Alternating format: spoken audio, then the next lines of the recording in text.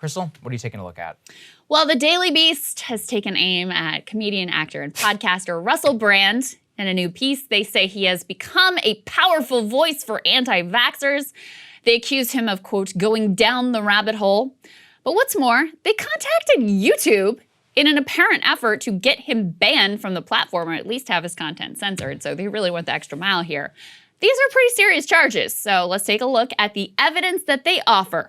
Here is charge number 1, quote, recently Brand has found a loyal fan base in right-wing conservatives and anti-vaxxers who have flocked to his YouTube and Facebook accounts, hailing the 46-year-old as the so-called voice of reason.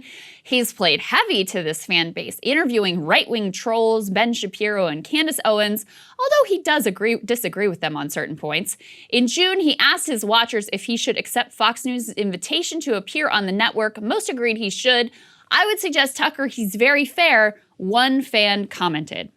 So, in this paragraph, the crimes of Brand are that he hasn't purged his audience of all possible conservatives or anti-vaxxers, that he dared to speak with prominent conservatives on his show, and that one person commented in the comments section that Tucker Carlson is fair.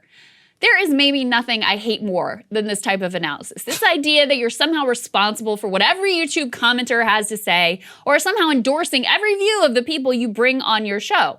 Now, I would say if you invite someone like Candace Owens or Ben Shapiro on your show and you've got significant disagreements, then you've probably got an obligation to challenge him. But he does that. In fact, he did a superb job dismantling Candace's ridiculous zombie Reagan talking points. Just watch and judge for yourself. Think of animals in the wild. We don't even have to go to humanity. We can just think about animals in the wild. What is our human instinct, okay? Are you going to make sure that everyone on this block is fed before you feed yourself? Do you go around and say, hey, have you had breakfast this morning? Listen. Hey, have you had breakfast this morning? Hey, or are you going to make sure you're eating? And if you have an excess, of course you're going to do the human condition, and our incentives are going to be to want to help people. Are you mental? Excess. The richest 15 people on the planet have got as much accumulative wealth as the poorest 5 billion. But that's an excess. No. That's an excess. Okay. Excuse me. First and foremost, you're talking about literally 0.00001% of the world is what you're talking about. Okay, and what are they preaching? What do they want? Socialism, so that nobody else has the opportunity to become what they've become. They're the ones that are pushing for socialism. Yes, that's not real socialism. Well, are you kidding? George Soros doesn't want socialist policies. Jeff Bezos, the richest man in the world, doesn't want socialist policies. They want to make sure that no one else has the opportunity to get to where they got. We need to discuss our language, me and you, because we do. Here's what my socialism looks like. Take Jeff Bezos' wealth from him, except for a reasonable stipend for him to live on. Something like, he can have 10 million a year or something. Tax Amazon to the ground. Bezos is a socialist. That is hilarious. Anyway, I think it is clear. This was not exactly some softball Candace Owens love fest pandering to a right-wing audience. Okay, so the initial evidence that Brand should be censored is complete bullshit. Let's see what's next. Quote, Brand has also taken issue with the vaccine, casting doubt on the trustworthiness of the FDA, asking if vaccine mandates are an assault on people's bodily freedoms, calling the vaccine a gold rush, and pondering whether people could trust Bill Gates. Most recently, Brand declared that there was a vaccine apartheid, going after CNN anchor Don Lemon after he called out people who refused to get vaccinated. All right, I'm going to take the time to break down each of these claims in turn. First, they say Russell casts doubt on the trustworthiness of the FDA. Here's a segment that they are talking about. Let's take a listen. The FDA, the Food and Drug Administration, is the agency that regulates big pharmaceutical companies, and it's funded by those same big pharmaceutical companies. Can you see any potential problems in the FDA being funded by the big pharma companies that it's regulating? The FDA used to be funded entirely by taxpayers, meaning it was sort of a public-funded body, and I'm sure there was some room for corruption or whatever, but ultimately the FDA sort of was housed within governmental authority. Now it is increasingly funded by the institutions and corporations that it regulates. What kind of problems could you imagine that might lead to? The FDA has moved from an entirely taxpayer-funded entity, a one increasingly funded by user fees paid by manufacturers that are being regulated. User fees! This is our fee for using you. Today, close to 45% of its budget comes from these user fees that companies pay when they apply for approval of a medical device or drug. All right, guys, I double-checked. Russell Brand is absolutely correct here. The FDA is increasingly funded by the drug companies, and that is, in fact, deeply concerning. Pointing out uncomfortable facts is not a crime. In fact, it's what actual journalists are meant to do. Here is a Forbes article, by the way, calling attention to this very issue and asking whether this drug company user fee support might be an issue. Guess Forbes is down the rabbit hole fueling anti-vaxxers as well.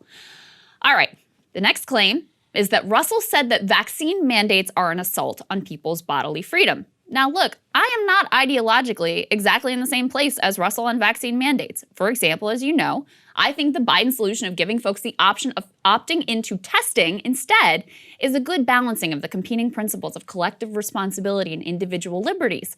But Russell's perspective here is perfectly legitimate. That down the rabbit hole bastion of anti-vaxxers, the New York Times, recently ran an op-ed from libertarian Robbie Suave that made a very similar argument. In fact, Russell quotes extensively from that New York Times op-ed in laying out his own case. The idea that such a view is radical or deserves to be censored is in itself a radical and dangerous view. All right. The next Daily Beast claim is really disingenuous. You ready for this one? Next, they lament that Russell called the vaccines a gold rush and question whether you can trust Bill Gates. In doing so, they completely leave out the context of his comments, and that context was that he was doing a segment blasting pharma for keeping vaccines from the global south. He specifically called out Gates for his complicity in protecting pharma's patent protection. In other words, it was a pro-vaccine segment. And Bill Gates has, in fact, been one of the primary villains in keeping vaccines from getting to poor populations around the world.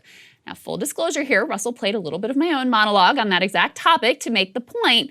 So again, the Daily Beast twisted a pro-vaccine segment to make the case that Russell was a, quote, powerful voice for anti-vaxxers. It's impressive.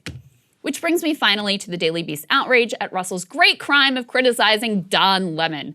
How dare you, Russell? Now, he did so in reaction to this commentary. I think we have to stop coddling people when it comes to this and the vaccine, saying, oh, you can't shame them. You can't call them stupid. You can't call them silly. Yes, they are. The people who aided and abetted Trump are stupid because they believed his big lie. The people who are not getting vaccines, who are believing the lies on the internet instead of science, it's time to start shaming them. What else? Or leave them behind. Now, you all know, I think that type of attitude from Lemon and commentary which demonizes people and demands retribution is disgraceful. I think it deserves to be called out. Good on Russell Brand for doing it. Not to mention that Lemon goes on to pretend that the only unvaccinated people are Trump supporters because, of course, that's convenient for his narrative of shame and punishment. This punching down from media figures is also very convenient because it lets our failed elites off the hook for bringing our society to a place where so many would be mistrustful of the media, of the government, and of the pharmaceutical companies. Maybe, just maybe, if some of the issues of corruption that Russell points to were actually talked about and then actually addressed, you wouldn't find yourself in this place to start with. Look, as I already said, I've got my ideological disagreements with Russell. I'm not trying to sanction all of his views. In my opinion, he's also too equivocal about the efficacy of the vaccine. We know it works, and that could be stated a lot more clearly. But this hatchet job said a lot less about any issues with Russell Brand, and a whole lot more about the insecurities and authoritarian mindset of the establishment media. They are failing. Their view counts and their ratings are collapsing. Russell, on the other hand, is succeeding. Millions of people watch his YouTube videos. His podcast is very, very successful. It can't be that he's just doing a better job than they are. No, it has to be something nefarious. He's got to be down the rabbit hole, fueling misinformation, grifting in some as of yet undefined way. The Daily Beast, they're all over it. Supposed journalists calling the manager at YouTube to demand more censorship. I guess it's understandable since it may well get to the point where people will only read their trash and watch their shows if they've got no other options. Sagar, this whole thing, the more I dug into it, the more pissed off I got. Yeah, you should. Because honestly, hey guys, thanks so much for watching. That's right. Just as a reminder, you can become a premium subscriber today. Watch the full show completely uncut, our reactions to each other's monologues. You get to listen to it. You get to ask us questions, all that good stuff. Link is right there in the description or at breakingpoints.com. Best of all, great way to say screw you to the mainstream media.